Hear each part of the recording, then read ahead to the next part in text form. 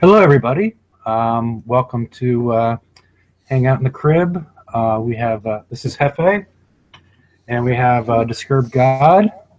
Hello. How you doing there, Chris? I'm pretty good. And glad to hear it. And Danielle, but she's not allowed to talk at this moment. And hope everybody had a great raid. I found it amusing. I found it fun, at least. There's a few little bugs associated with it, but otherwise I found it, a little bit of a challenge, and it was fun. But let's go on to the bug fixes. We'll talk about the raid in a couple slides.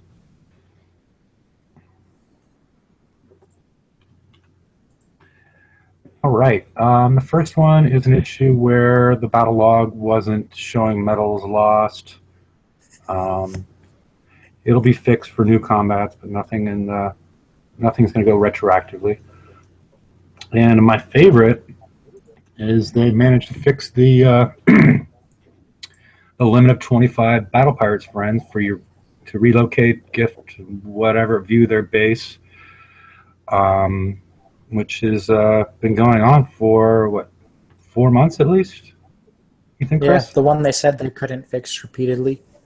Yeah. We can't do anything about it. Yeah, I guess Facebook made some sort of update that was not compatible with whatever they were doing. I don't know. I'm not on Armor or Congregate, so I don't know what's going on with their endless loading screens. And the other one's a non-event as well. So Danielle, if you could go on to the next slide. Oh, there's going to be a VXP weekend starting in a few days on Friday. I'm a little bit confused by what I read here, if the 85 Legion Assault Forces are going to be available.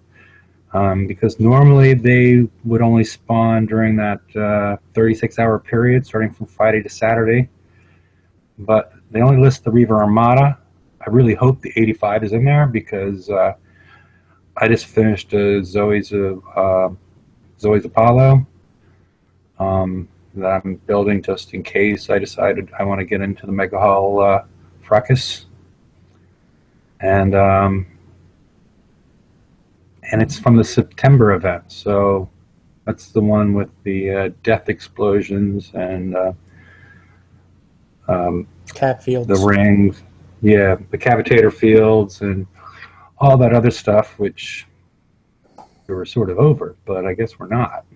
I guess they thought that people might do too well and not take any damage if they use the most recent raid targets. But yeah, VXP weekend's always fun. I wish it was in the, we knew about it a month ago or 3 weeks ago when they normally would have published a whip, but tisn't the case this month. I guess we can go on to the next slide. There we go. Chris or Danielle, I've already said a little bit. I thought the targets and the gameplay was interesting. It was fun. It was a little bit challenging. It had a few issues with it as it relates to grouping of ships sort of jumping ahead of where you put them, and things of that nature. But I thought it was a huge improvement over what we'd seen previously. Yeah, Go ahead. Once you knew what you had to do, it was fun.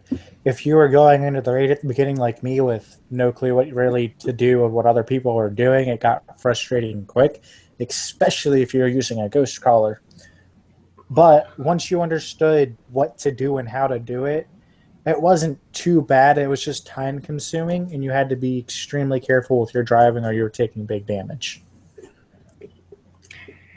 Yeah. I mean, because the only problem I saw, if you did screw up, and I don't think all the time it was your fault, with what I mentioned before, with things sort of jumping around, and if you had any latency issues or anything like that, it just seemed that the damage that you took was a little bit excessive. Um, I wish that could be toned down in a way, and I'm not really sure what was causing that, because I have race. They have three D5X each on them, which should give it a lot of explosive protection, and it's a good amount of armor. But it would, if I screwed up a little bit, it was tearing my ships up. And I used to be able to drive back in the day, but I think it was more of I don't know if it was a latency issue or just sort of a computer lag issue. I'm not sure what it was. Did you notice that as well? But no, Chris, you only ran the Ghost Crawler or a single Hellwraith, right? Yeah. Yeah. So you never really encountered the issues. Danielle? Well, I did use the 4 Tiger Sharks and Phantom Tiger on my friend's account. Oh yeah. I had less problems with the Tiger Sharks. I don't know why, because I used Tiger Sharks as well, and I didn't have the same issue with the Tiger Sharks. I'm not sure why. I think it's because they're slower. That could be it. If you mess up for 1 second with the Tiger Shark, your ship's not going to move as far as if you messed up for 1 second with the Hellwraith. So you had a little bit more time to react with the slower ship than you would with the Hellwraith. Yeah. I mean, it was, I don't know. Danielle, do you have anything on this part? Or are you not going to talk at all? She's giving Chris the silent treatment. Yeah. And me. Okay. All right. Let's go on to the prizes. I know we talked about them beforehand in our pre-raid show. I mean, the Spite seems nice. We're going to talk a little bit about the Scoria later, and then I didn't quite understand the utility of the special. It just seemed to be, for 30 flak evasion and less accuracy, it didn't really seem like a must-have personally. The prizes, I think, were decently good for what was on there. I mean, the Neptune was a good hole for how cheap it was. It'd make a pretty good tank in the Forsaken mission if you don't have the Punisher, because it's got the 600 assault deflection along with the build time reduction. It was a good investment if you're a mid-level player who's trying to get back into the game. Yeah. I think for the lower level players, I think there was some decent prizes in there. But I think for the higher end players, a lot of them, there was sort of, I don't know. The Spite doesn't seem bad, but the rest of them seemed a little mediocre. The Spite's actually pretty good. I've been watching it go through bases that have been stopping Furies. I mean, they take a lot of damage, but granted, all the ones I've watched are unranked. So once ranked, I'm sure they'll be a pretty good baser until we get the next Defender hole, which will probably make most of the stuff not so well. And I noticed a lot of people prior to this were using blade missiles on Furies. Well, the people I know who had missiles on Furies were running the new one, the Scoria? No, not the Scoria. The one that came out with the Switchblades. The Switchblades, okay. Yeah, they were running Switchblades on it, and they worked all right for prepping bases if you were only going to do one prep hit, but,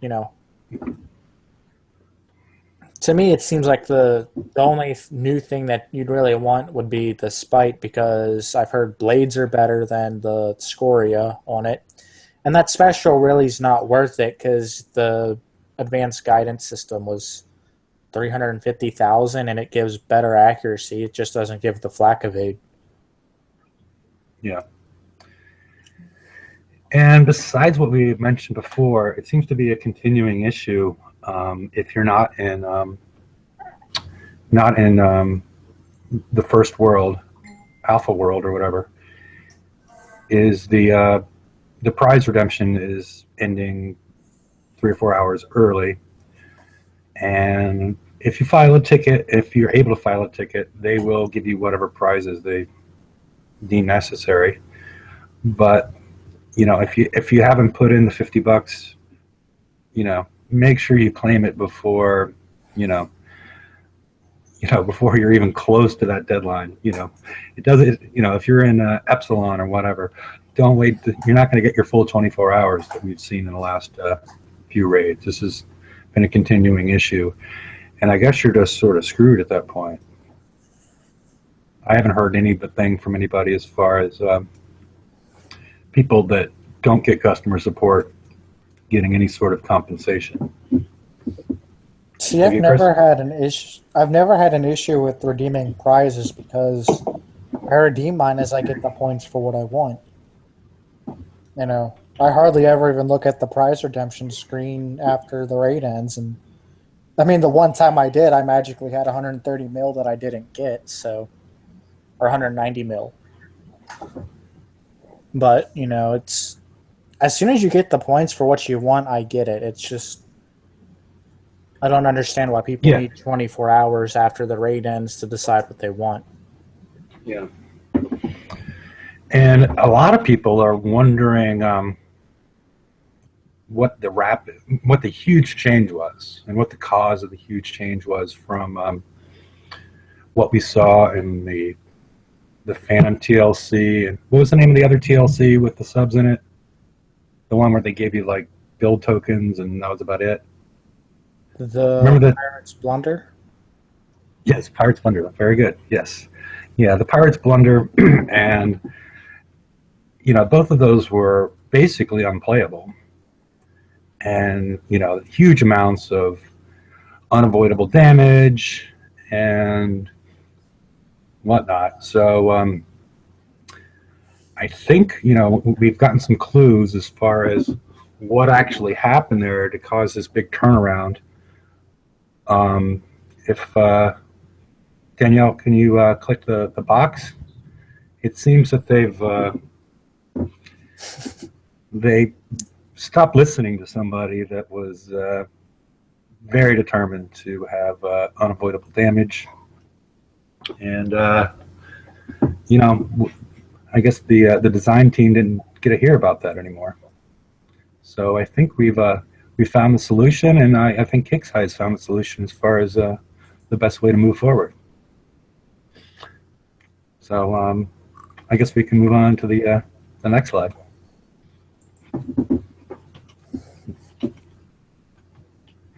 All right, war plating. This is the first prize in the new FM. It's I'm not terribly impressed with it, mainly due to the repair efficiency of 0.8. I put a little example down in the corner about the repair time of I use the Fury as an example. You have 90,000 armor and a repair time of 30 minutes, and then you add on 13 million armor, and you add on another 3 hours of repairs. It just seems to run contrary to what they were trying to do with the Conqueror Hull, especially since they decided that this armor was so good that they needed to restrict it to the Conqueror Hull class. Yeah, see, I was thinking about using it on a Vanquisher, and now that made my decision. Now I have to think about putting it on a Vanquisher. Yeah, and that's another thing that I've been thinking about. Since the Conqueror Hulls basically are dueling against the Defender Hulls, why wouldn't they both be able to outfit the same things? Because, well, from what we've seen with the Vanquisher, the Defender Hulls and the Conqueror Hulls are going to be extremely similar, as in the fact that they're probably going to have the defense handicap, so you can't build up defenses, along with, super quick repair and a crap ton of armor points. So I don't think they should limit this to just Conqueror Hulls. Yeah, it's not so wonderful that they need to, but I'm just saying in general, I just think that the Defender and the Conqueror Hulls are dueling against each other, So they auto, as far as any sort of, I know they don't have space on the blueprint, it appears, but to give the same specials, armors, weapons, if they're going to continue with this trend of making things class specific, that, you know, to make things fair, that they both ought to be able to equip the same items. But I don't know. I guess the next slide. Siege Reloader. It's very, very similar to Siege Targeting 3. So similar that I see the main use of, I see a niche use for the Siege Reloader, and probably the most useful for people that didn't win Siege Targeting 3 at one point. But as you see in the bottom left, I created a little table. And it may be a little confusing to some people. One second. It may be a little confusing to some people because you see that there's a difference between the Scoria and the Firestorm as far as the impact that the Siege Reloader would have relative to the Siege Targeting. You'll see with the Scoria, it's basically, it keeps everything basically the same. But with the Coaxial Firestorm, it changes things fairly significantly. I mean, somewhat. And the reason for that is the multiple salvos. What happens is when you have a multiple salvo weapon, like the Coaxial Firestorm with the mortar version and also the rocket version, it's a salvo of 3. So you have your reload time, and then what happens is you're going to be adding in a static number that's not going to change, which is 0.2 seconds for every salvo over 1. So you're going to be adding 0.4 seconds onto the cycle time, reload plus that delay, for something like the Coaxial Firestorm. But the reload's getting smaller, but that 0.4 seconds is remaining the same. That's why you'll see this change here, where it's with no VXP, you basically are losing 1% damage. At Legendary, it goes to 2.62. And if you loaded this on a Vendetta, it would even get higher because of the plus 100 reload, mortar reload that Vendetta has. So it's sort of a niche item. I mean, the main thing that it's doing with the increased reload, because it's not really adding any damage relative to the R15 Siege Targeting 3, is it's helping you to slightly overcome countermeasures. And that's the only real place I see to use it. And oddly, it's incompatible with any countermeasure specials. I don't know if that's a bug or that was intended. It doesn't make any sense because the Siege Reloader doesn't do anything to buff countermeasure specials, but as of a couple hours ago, it wouldn't allow you to build anything with that. So, do you have any thoughts on this, Chris? I mean, you basically said it all. If it doesn't have you don't have Siege Targeting 3, it's a good blueprint. I think it should be added in so you can retrofit it to R15, because the amount of building damage between this 75% and R15 Siege Targeting, which is 93%, is quite a bit. I'm sorry, could you say that one more time? The difference between building damage versus this and an R15 Siege Targeting 3 is a bit big to only gain a 10% reload. So, well, actually, I mean, if you look at it without the issue, it's only like, if maybe I should explain the table a little bit better. You see how much you actually, because that 10% reload is going with the 75% damage. So if you take a look at like the Scoria, you're not really losing anything. You're losing 3 damage points by going with the Siege Reload out of This is DPS, three DPS out of 1155 versus 1158. So you're not really losing anything because you don't just add those, you multiply them. So that's not the issue. The other big issue is the weapon weight, is it weighs 8 more. But yeah, the math is a little tricky on how you figure this one out. But it's basically 1.1 times 75, and that gets you right around. Basically, it's 92 point something. I forget the exact number at this point. So it's the issue is the multi-salvo chips. I mean, like something like for some reason you're using like chain guns or something. The number would get even larger. The larger your reload gets, the larger this delta gets between these two. It's definitely not power creep. So I guess we can look on the bright side of it there, but don't consider it always better than siege targeting 3. Is I guess the main point of this. So I guess can we move on to the explosive upgrade? There we go. I don't know. I don't have much to say about this one. I'm not sure that this is an improvement over splash upgrade for doing the FMs. I could see it being an improvement if you were dealing with maybe a single target or something of that nature, but it weighs a little bit more. It's 4% versus 3%. I don't recall the build time on the splash upgrade, but it would be cool if they introduced an explosive, like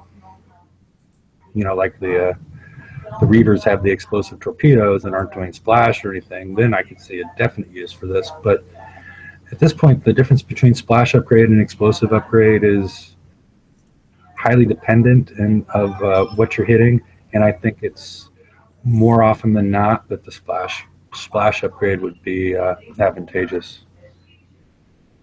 You got any thoughts on it? I see it being useful to try and overcome the deflection on certain holes. Mm-hmm. But if they're not moving too fast. Yeah. But to me, the splash upgrade is better because you're still going to do damage, but you're affecting more of an area. With the splash up, with this one, you're doing more damage, but it's to a smaller area of effect. So they're very,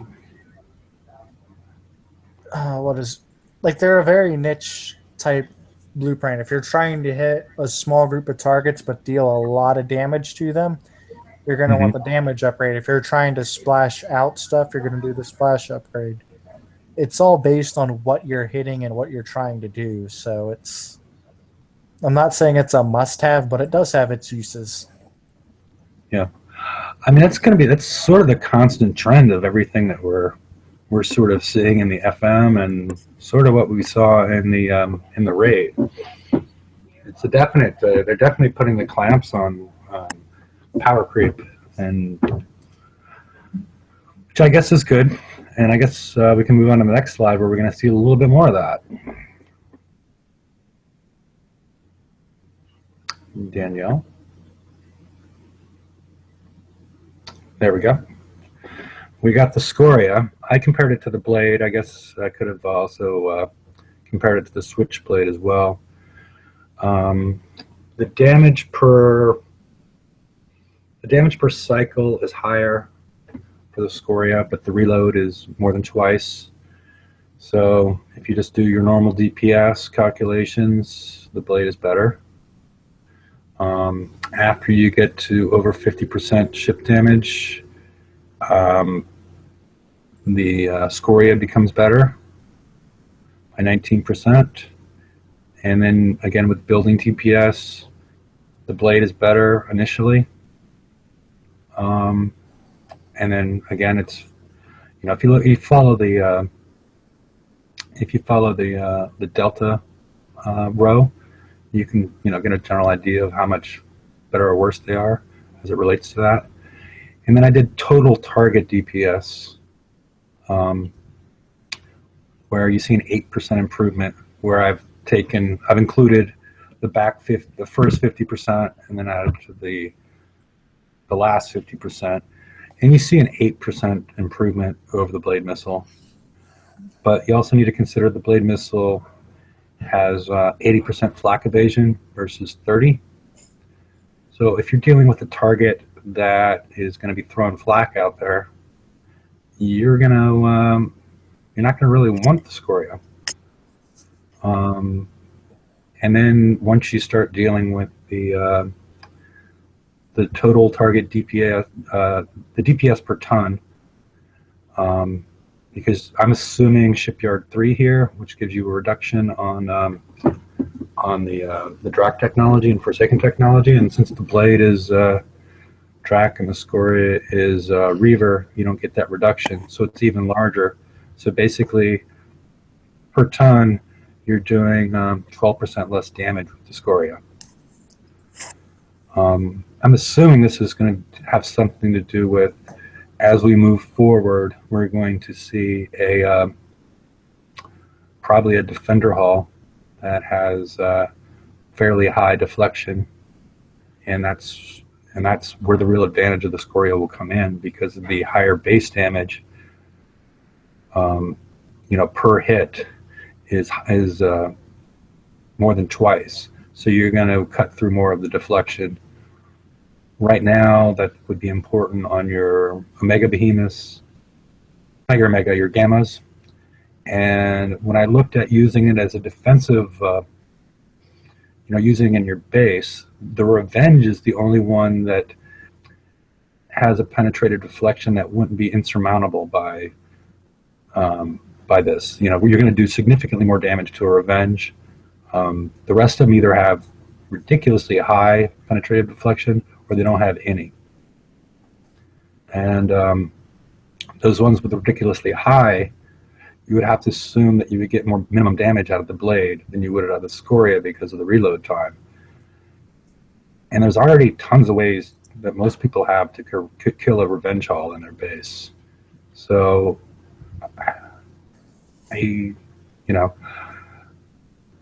I don't really see, besides what I mentioned, a huge amount of uses for this missile in the game right now. I definitely wouldn't go out and start refitting everything because of this.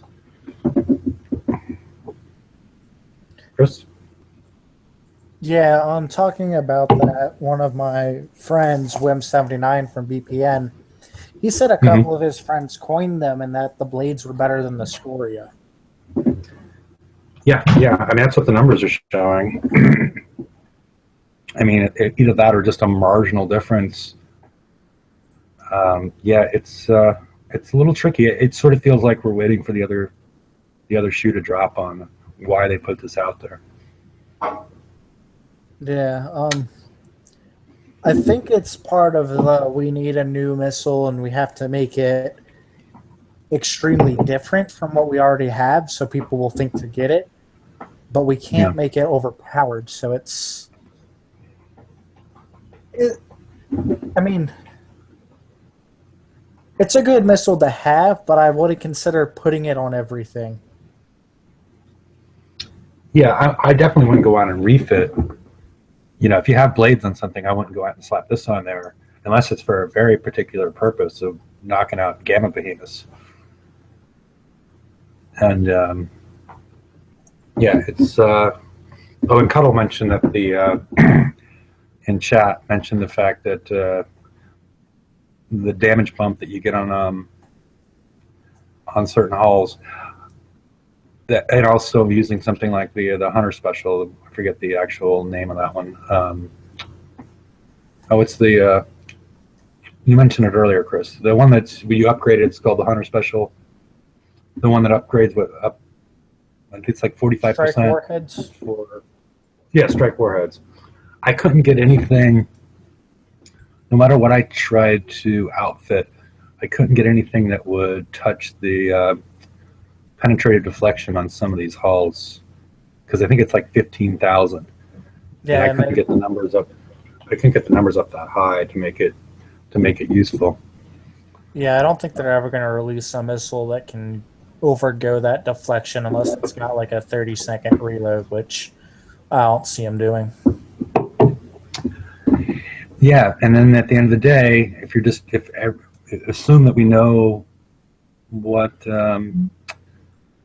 minimum damage is, how it's calculated, the blade would be better in that situation because you're firing more than twice as many missiles. So, alrighty, let's go on to the next slide. All right, this week's breakthrough. The fact that they overcame the 25 friends issues, and it feels like Kixeye is finally listening to the players as it relates to the sub-related targets. You got anything else? Nope, but I will say once again, the 25 friends, this thing is really good of them to finally fix after they insisted they had nothing to do with it. So yeah. Well, and they're still blaming them, but I mean, granted, yes, it was a Facebook update, but they could still do something about it. Yeah, because I play another game where I had the same setup across the bottom, and I didn't check on it because I don't really play it that often. I checked it like 10 days afterwards because I don't really, like I said, I don't play it that often, and I counted the number of friends I had there, and it was in excess of 25. So I'm not really sure what was going on there.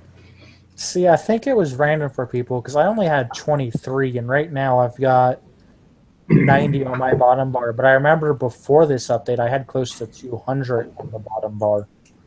I had like 198. So I guess you pissed a lot of people off? It is possible. Yeah. Especially with this election year. Yeah, I gotcha. Alrighty, I guess we can go to the screw up.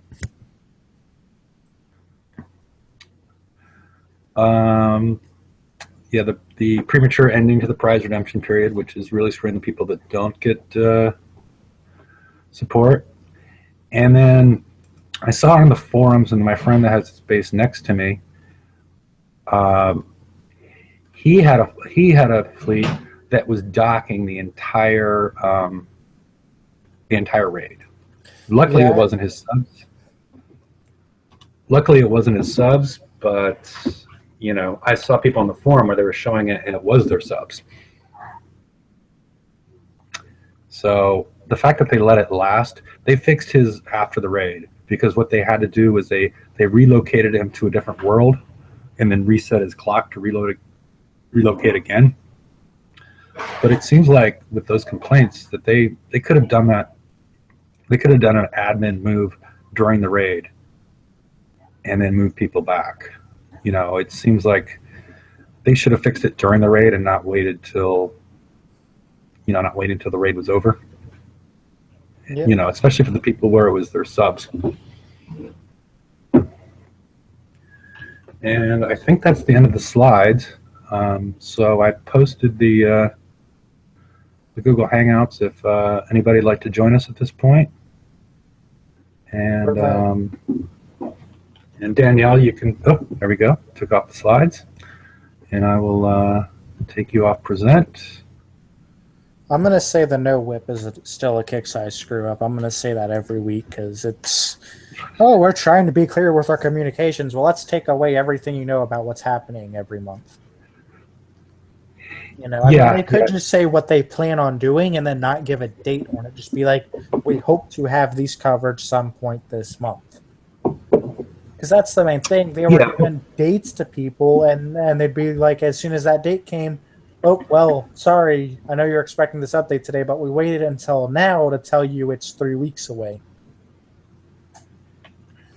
Yeah, so, and then the thing, like, why,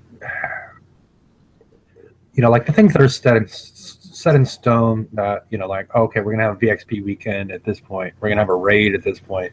Some of the things that are hard dates, go ahead and post those.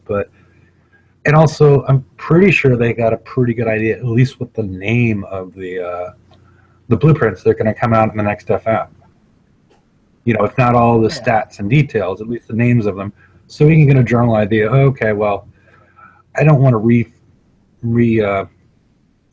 equip all these towers if I know at some point soon we're going to get another turret that I may want to use instead. Yeah. Things like that. I think players would find it helpful and at least feel part of the process. And I think they would also get a little bit of feedback from the community on the whip on things where we feel like potentially these are potentially a bad path. So I had another screw up in my mind, but I can't remember it now.